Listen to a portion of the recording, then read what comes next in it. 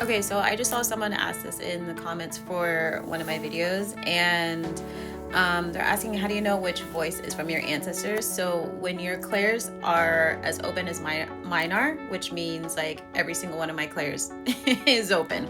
So I'm not just communicating with them through sound or like an inner ear. They present themselves, so I can also see them in my mind's eye. I can sense them, I can feel them, and I know them. So they have very unique energy markers about them, and they will literally present themselves to me. So even if one day, let's say I'm not fully like grounded and haven't been meditating, I'll still be able to sense them and their presence in another way. They'll also present themselves through literal words that will pop up on my phone if I'm not paying attention, or they'll knock something over and it just so happens to be a photo, or someone will walk up to me and they'll say their name, or like whatever it is. It just depends on how they choose to communicate that day and what I'm literally open to receiving that day.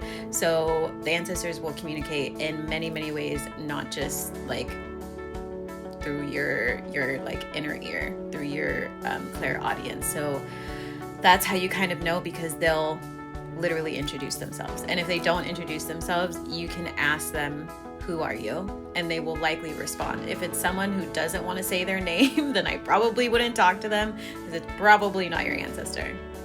It works very similarly to how we observe things in our 3D, how they are structured differently, they look differently, they smell differently, like all these things. It's exactly the same, just with something that you can't physically feel, but all the other clairs will be open for you to figure out who it is.